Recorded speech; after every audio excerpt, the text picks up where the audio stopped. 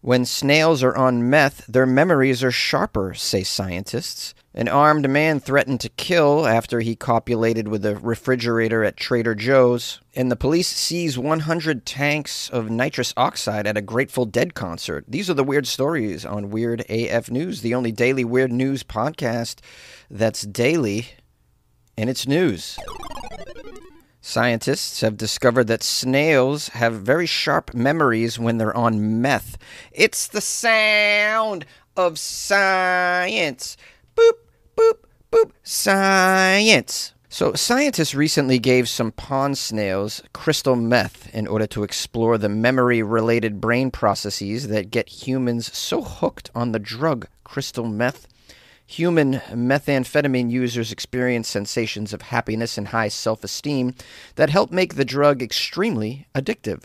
Scientists suspect that such cravings may be tied to some powerful pathological memories that make such highs difficult to forget. You see, the thing about meth is that it intensifies one's personality. Oh, that's great, but what if that person's an asshole? We now have a quote here from Barbara, who's one of the co-nerds on this study. She's out of Washington State University. She says, "We were not trying to addict the snails to meth. We were trying to see how meth might create a better memory in the very early stages of the brain processes."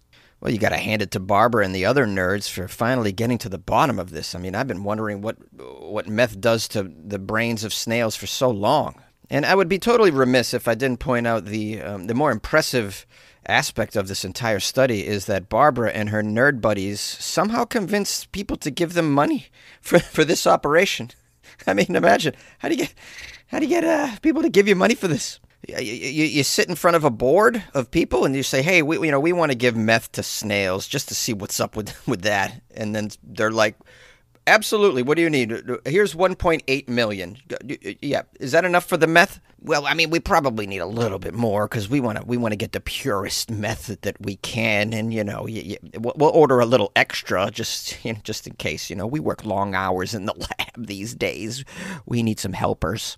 I mean, how do you get this money? I thought they were cutting the science budgets. The other thing is it me or does it seem like about half of scientific studies lately are just researchers giving various animals some drugs just to see what happens? I've covered so many of these on the podcast, it seems. Well, I guess when you're done researching the creatures in their natural habitat just doing what they normally do on a day-to-day basis, I mean, why not just add drugs to the scene and see what happens then? People will give you money for this. It baffles me. If anyone rich out there not know what to do with their funds, because I'm doing a one-man podcast inside a closet here. It's probably 104 degrees in this closet. I could use some ice cold lemonade or an Arnold Palmer. So how about a budget for some of this to help Jonesy out over here? If you don't know what to do with your money, please email me, funnyjones@gmail.com. It also happens to be my PayPal. So I know there's rich people out there and they just don't know what to do with their money. They're like, "Well, how about I buy a ticket to go in this tiny submarine and go check out the Titanic up close?" I mean, all right, do you guys want to know how they gave the snails the meth?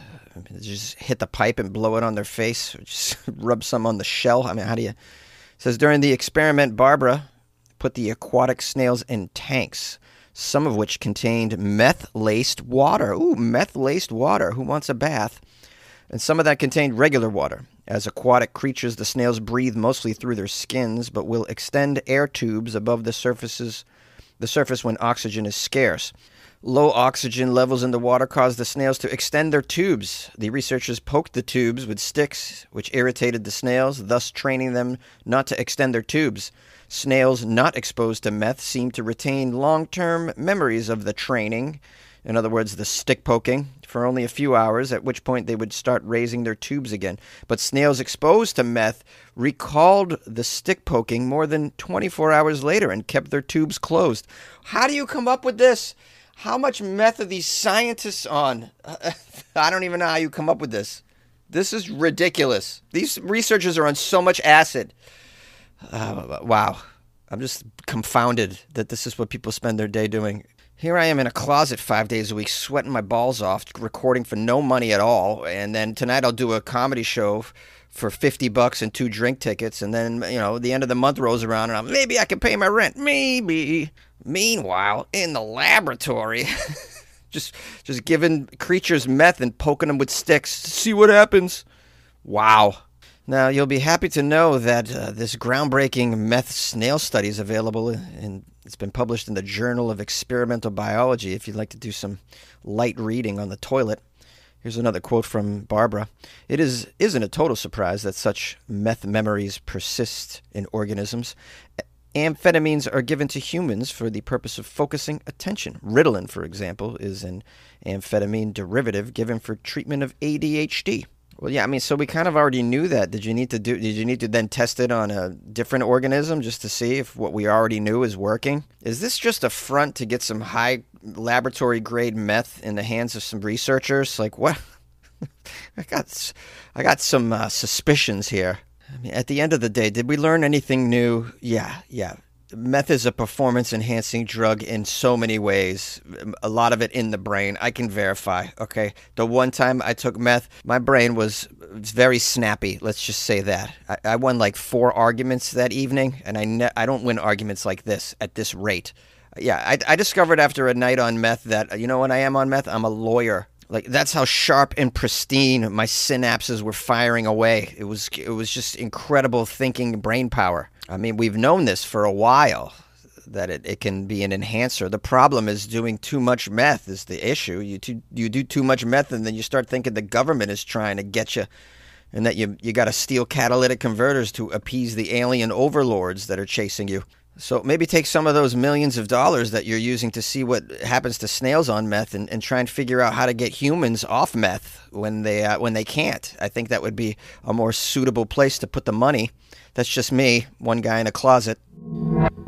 Police arrest an armed man who was threatening to kill people following copulation with a Trader Joe's refrigerator.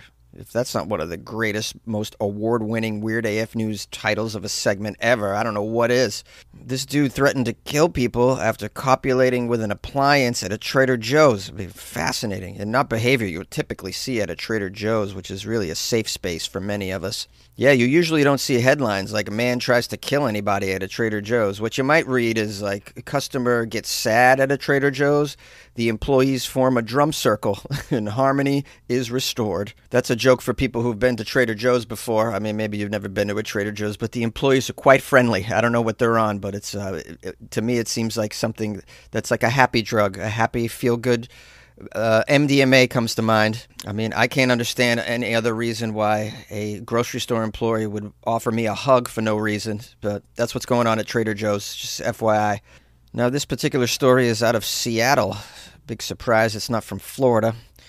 On a warm August day, Seattle police officers arrested a 33-year-old man for making threats to kill. He had a knife on him. This was all following some copulation with a refrigerator inside of a Trader Joe's grocery store.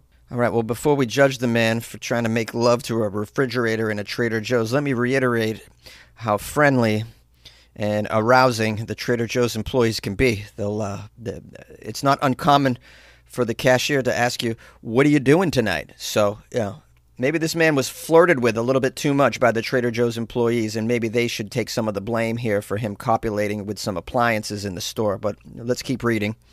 On August 5th at 2:15 p.m., the police responded to the Trader Joe's after a report of a man using some racial slurs and brandishing a knife at the security. Shortly after, he also threatened to kill everybody in the store. Well, I mean, I can understand waving a knife into Trader Joe's because, those creepy employees, they try and touch you and talk to you. They ask you what your tattoos mean and can they help you pick out some asparagus. It's a kind of creepy behavior. Now, when I'm trying to shop, I don't want to be bothered. Stay away from me. If I have a question, I will approach. If that's my grocery store etiquette. If I have a question, I approach. You don't approach me. Try and dance with me. Still, there's really no excuse to threaten to kill everybody in the store. There's a lot of innocent people in there just trying to get their pumpkin-flavored products.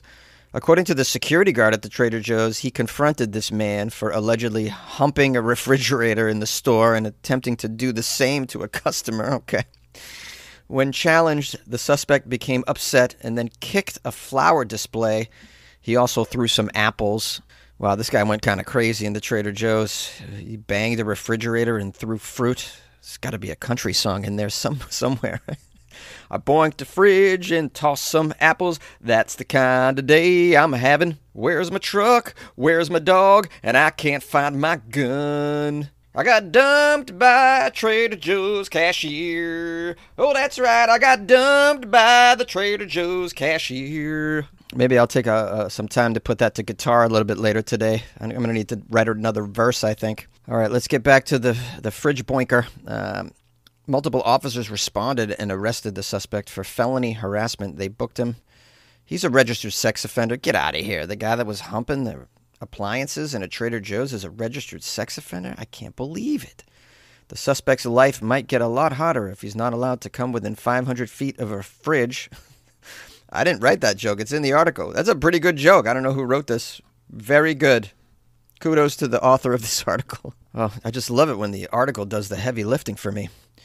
I think the most surprising thing about this story is that this did not take place in Florida. Can we all agree? I mean, I thought for sure this is a Florida title, but nonetheless, there's Florida men everywhere. The police seize 100 tanks of nitrous oxide at a Grateful Dead concert. This story's out of San Francisco. When you walk out the exits of a major concert at Golden Gate Park, usually you hear a chorus of vendors hawking steaming hot bacon-wrapped hot dogs. But this weekend, after the Dead & Company shows, the calls were for something entirely different. Ice-cold fatties. That's what people were yelling. Ice-cold fatties. Who wants some ice-cold fatties? In case you're wondering what this is code for at a Dead & Company show, it means oversized balloons full of nitrous oxide that they were offering to concert goers for a quick high. One balloon, $20, two for $30. Did you guys know about this? Ice-cold fatties. Come get your ice-cold fatties. Wow, today I learned that I enjoy ice-cold fatties. I didn't know that. I've always known ice-cold fatties to be something else, like a big fat popsicle or something. I didn't know it to mean balloons of nitrous oxide. It says here that dealers of nitrous oxide were so pervasive over the weekend that on Saturday night, the San Francisco police spotted a trailer carrying over 100 metal tanks, which were presumed to be filled with the nitrous oxide. They arrested a Philadelphia man on suspicion of possessing and distributing this nitrous oxide. Additionally, they issued 3 citations and booked one person into the San Francisco County Jail over these balloons. The article says nitrous oxide, also known as whippets, cuts off oxygen to the brain, resulting in a euphoric high that lasts a few minutes. It's primarily used as a sedative by physicians and dentists, as you probably know and probably where you've heard of the chemical. Nitrous oxide isn't illegal to purchase since it does have practical applications, such as adding foamy texture to whipped cream, but distributing it for recreational use is illegal in the United States. I've kind of witnessed a resurgence in the nitrous oxide department, I have to say. I've been encountering it a little bit more at parties, and when I was in Bangkok, Thailand, they were just handing it out on the streets. Bars were selling balloons right on the streets. And the street team was like holding balloons and been like, you want nitrous oxide? You want some weed? They had everything. It's crazy. I mean, obviously that's Bangkok, but I was just surprised to see people holding signs that said laughing gas, 2 for 1 or whatever, like on the actual streets of a city. Kind of blew my mind a little bit. The article says that nitrous oxide has a long association with the Grateful Dead, which I was unaware of. An oxygen mask used by band members as a delivery system for the drug was auctioned off on Sotheby's in 2021. The squeal of a gas can be heard in the experimental song Barbed Wire Whipping Party, and even Jerry Garcia himself claimed that nitrous oxide was the secret to unlocking one of the more psychedelic tracks on the album What's Become of the Baby.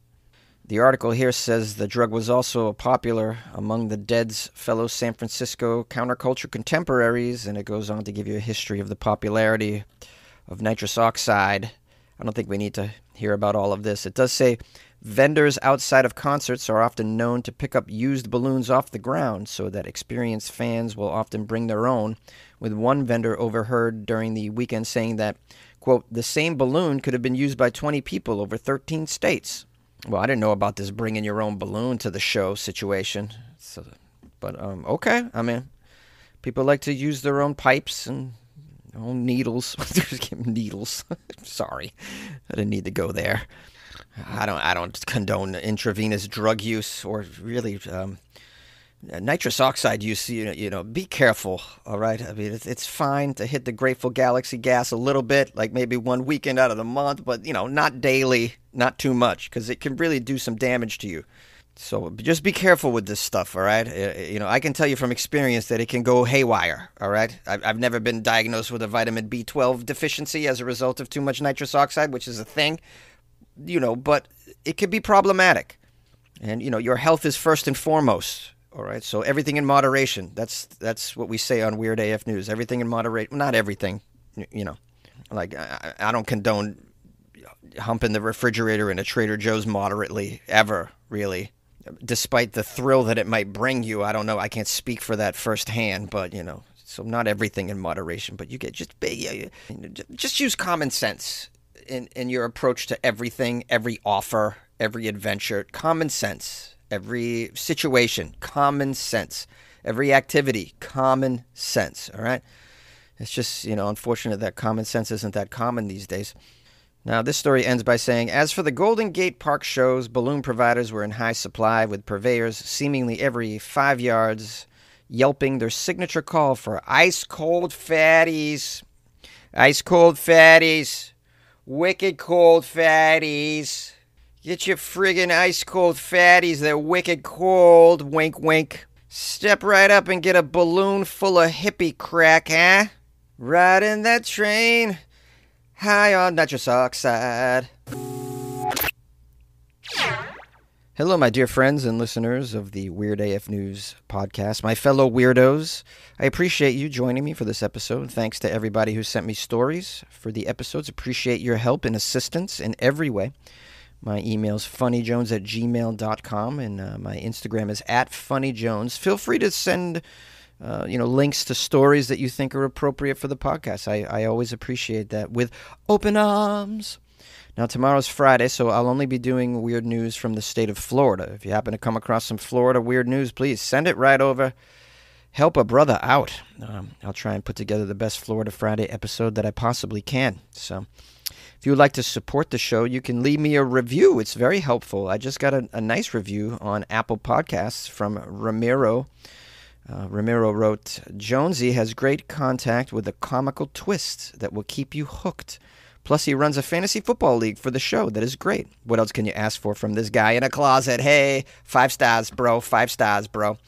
Yeah, Ramiro is one of the owners of a fantasy football team in the Weird AF News Fantasy Football League, I believe. So we're going to run it back this year, and we're going to have some openings in the league. So if you're interested in joining the Weird AF News Fantasy Football League, you'll have to first join the Patreon, because it's Patreon only. You can do that by going to patreon.com/weirdafnews, or you can go to my website, weirdafnews.com, and click on the Patreon banner. I won the league last year, and I will probably do so again. If you can somehow beat me, if you can finish ahead of me, I will send you a gift, a free weird gift. I'll mail it to you. That's anyone who finishes above me. And that's no easy feat, because if there's one thing I'm really great at, it's fantasy football. If there's another thing I'm really great at, it's wiffle ball. And another thing I'm really great at is a game called 45s. It's a card game that's played on the North Shore of Boston. It's has a very limited reach, but it's probably the best card game ever, in my opinion. Anyways, anyone ever hear of it? It's a mystery now. You're gonna go look that up. All right. Well, I appreciate your time. For Florida Friday tomorrow, make sure you're present for that. Don't want to miss it. Don't be absent. And if you got a story for me, please just send it on over. I appreciate you, and good luck with your life, man.